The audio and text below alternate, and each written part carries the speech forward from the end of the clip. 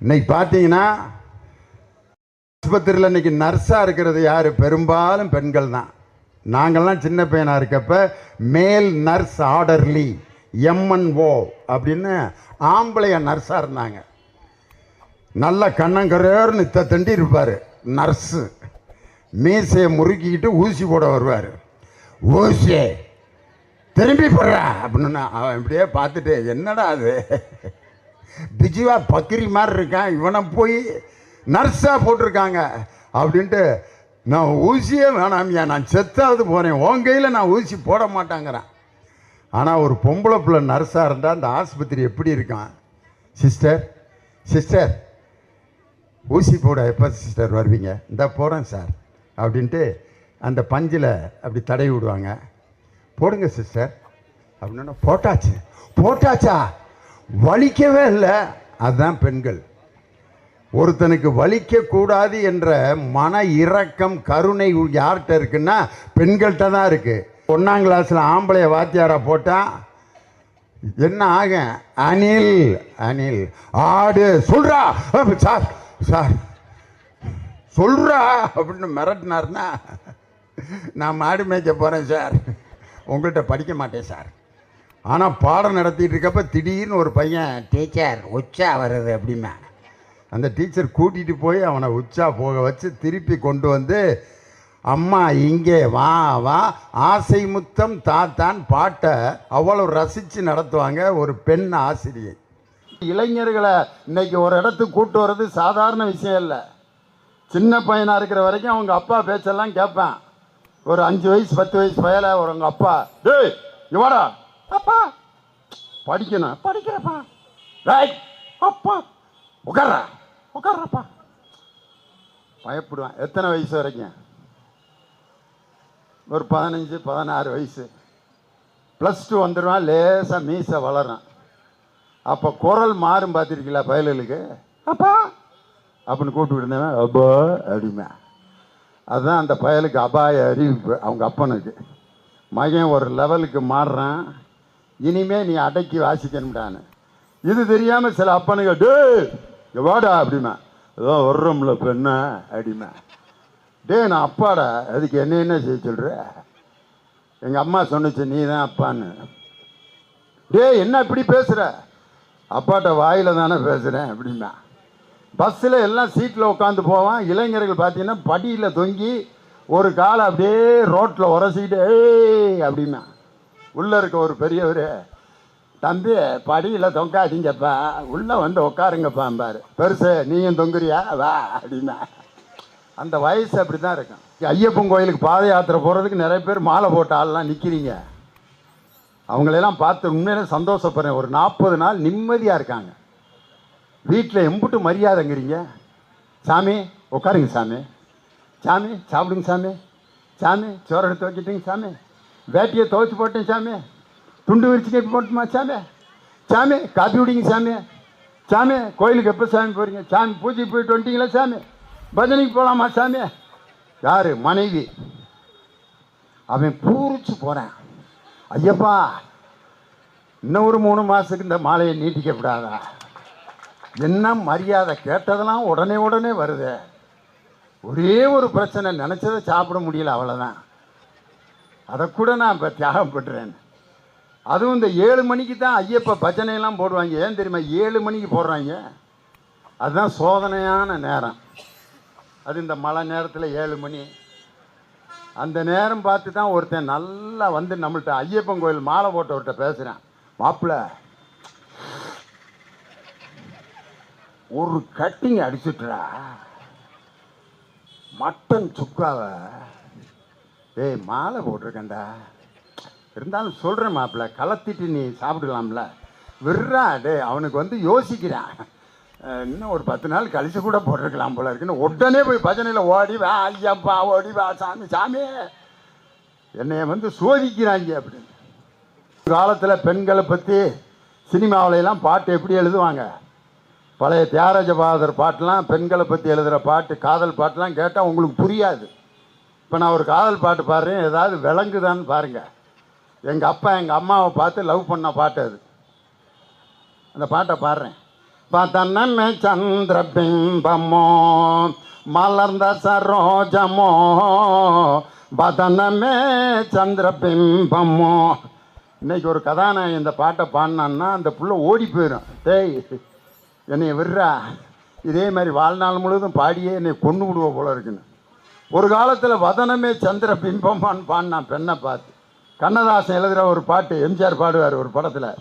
மானல்லவோ கண்கள் தந்தது, மயிலல்லவோ சாயல் தந்தது, தேனல்லவோ இதழை தந்தது, சிலை அல்லவோ அழகை தந்தது அப்படிம்பார்.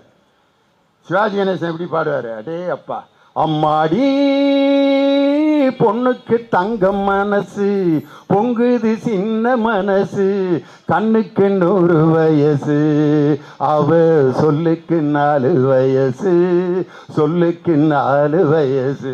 இது சிவாஜி கணேசன் பாடுறது. இப்போ எப்படி பாடுறாங்க தெரியுமா? பெண்களை பார்த்து.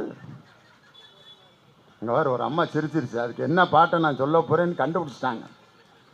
ஏ சில்லாஞ்சிருக்கியே என்ன கொல்லுற அரைக்கியே, ஏ சில்லாஞ்சிருக்கியே என்ன கொல்லுற அரைக்கியே, அப்படி சில்லாஞ்சிருக்கியே என்னை கொல்லுற அரைக்கியேங்கிறான்.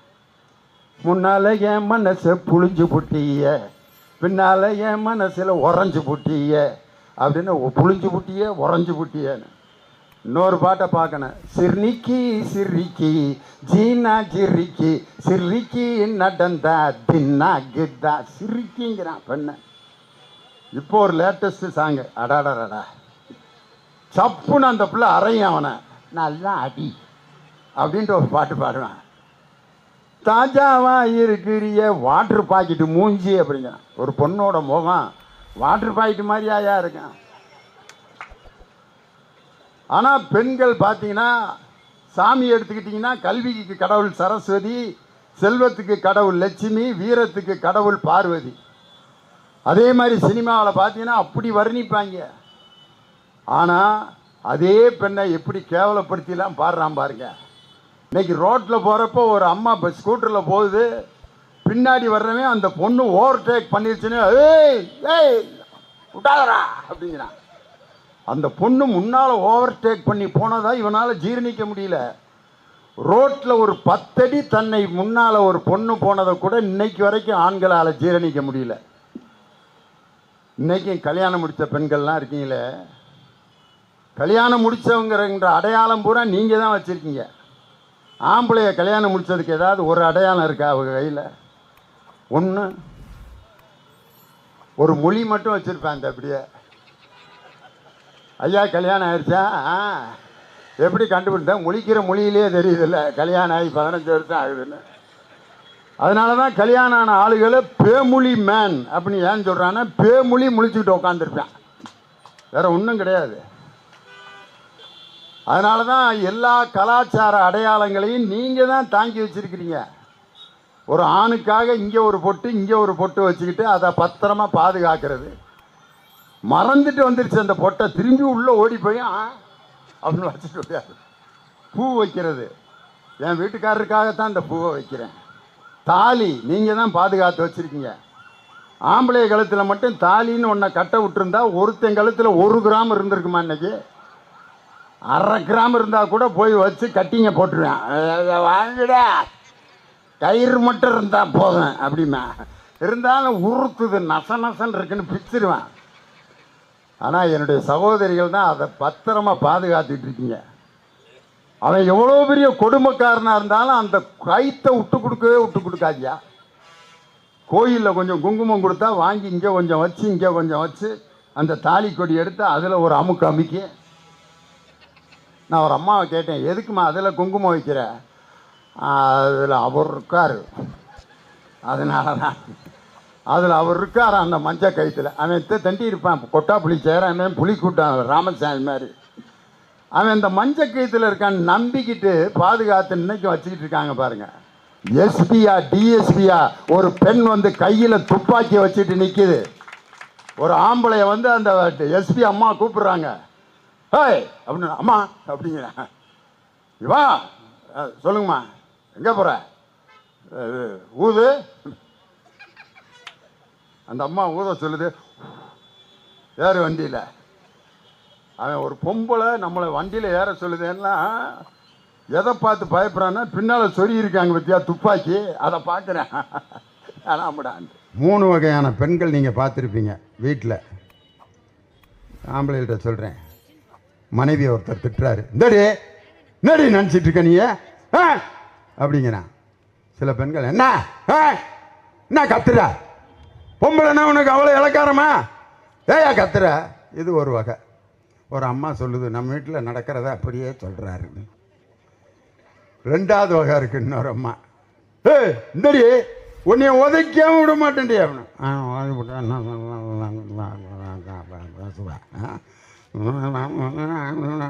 வாய்க்குள்ளேயே பேசிட்டே போவான், என்ன பேசுகிறாங்கன்னு கண்டே பிடிக்க முடியாது.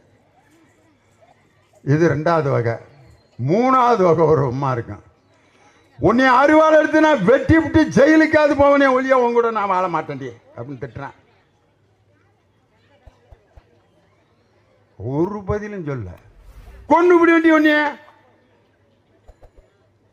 இப்படியே உட்காந்துருந்தா என்ன நினைப்பீங்க அந்த பொம்பளைய? இதுதான் ரொம்ப ஆபத்தான பொம்பளை. எந்த நேரம் வேணாலும் புருஷனை விஷம் வச்சு கொண்டுருவா. வீட்டில் மனைவி மகிழ்ச்சியாக இருந்தால் தான் புருஷனும் பிள்ளைகளும் சந்தோஷமாக இருப்பாங்க. அவங்க நல்லா இருந்தால் தான் ஆம்பளை நெஞ்சை நிமித்திட்டு ரோட்டில் நடக்க முடியும். ஒரு பெண் வந்து அந்த தாலி கொடியை நிம்மதியாக பாதுகாத்து நல்ல பிள்ளைன்னு ஒரு மனைவி பேர் எடுத்தா தான் ஆம்பளை வந்து நெஞ்சை நிமித்திட்டு நடந்து ரோட்டில், யார்ரா, லட்சுமி வீட்டுக்காரரா, அப்படியா லட்சுமியோட வீட்டுக்காரரா, ஆள் இவ்வளவு பந்தாவன் நடந்து போகிறாரு, அந்த பிள்ளை தங்கமான பிள்ளையா, அதனால தான் அவர் அப்படி நடந்து போகிறாரு. அந்த பிள்ளை ஏதாவது ஒரு ஏட்டிக்கு பூட்டியா ஏதாவது ஒரு கேரக்டர் தப்பான பிள்ளையா இருந்தா அந்த லட்சுமி வீட்டுக்காரரு நெஞ்ச நிமித்தி நடக்க முடியுமா? நடந்து போகிறப்பே சொல்லுவேன், அவர் போகிறார்ல, யார் தெரியுமா, அவங்க வீட்டுக்காரர். யாரா தெரியாதா? ஓடிருச்சான்.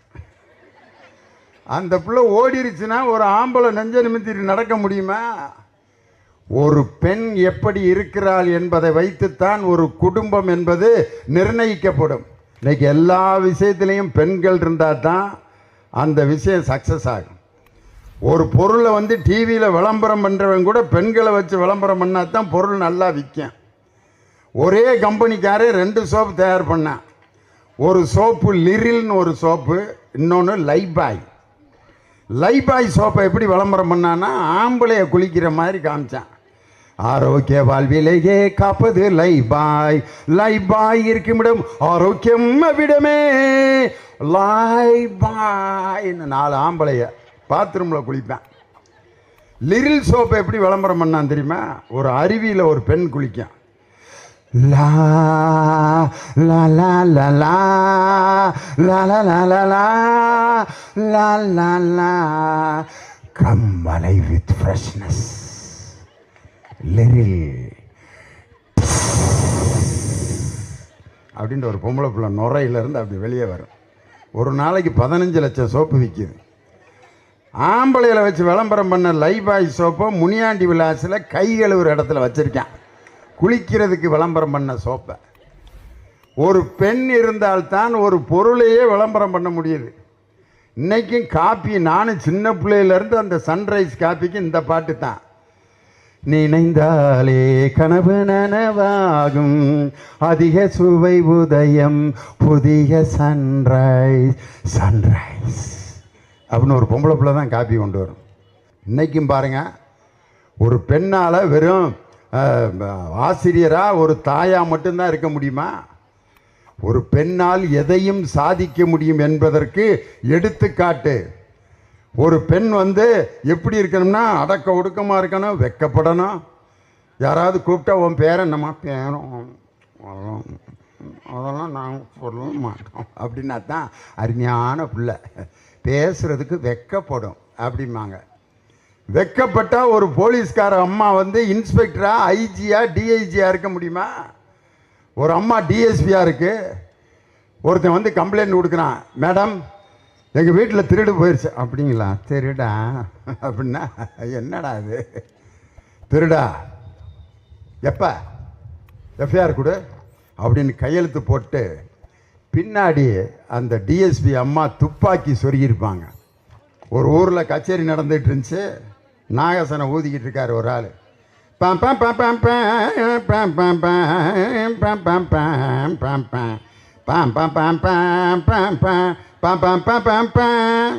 ஊதிக்கிட்டு இருக்காரு. பக்கத்தில் ஒரு ஆள் ஒத்து ஊதிக்கிட்டு இருக்காரு. ஒரு ஆள் தவுள் அடிச்சுக்கிட்டீங்க. அதுங்கிறதங்கா அதுங்கிறதக்கா அதுங்கிறதங்க தங்கிறதங்க தங்கிற தங்கிற தங்கிற. கச்சேரி முடிஞ்சிருச்சு. ஒரு பெரிய மாலையை தூக்கிட்டு வர்றாங்க. ஆஹா, அந்த ஊதுனவர் ஆஹா நம்ம வாசித்ததை ரொம்ப ரசிச்சிருக்கானுங்கடா அப்படின்ட்டு ரொம்ப ஆசையாக அப்படி கழுத்தை நீட்டினார். அவருக்கு போடுறத விட்டுவிட்டு இந்த ஒத்து ஊதிக்கிட்டு உட்காந்துருந்தான் பாரு, அவனுக்கு போட்டாங்க. டேய், நான் தாண்டா ஒரு 3 மணி நேரமாக வாசித்தேன், எனக்கு போடுறத விட்டுவிட்டு அவனுக்கு ஏன்டா போட்டீங்க? அதுக்கு அவன் சொல்லியிருக்கேன், நீங்கள் இடையில எடுத்துட்டு ஊதிக்கிட்டு இருந்தீங்கங்க. கொஞ்ச நேரம் ஊதுனீங்க, அப்புறம் அப்படி எடுத்து வச்சிட்டீங்க.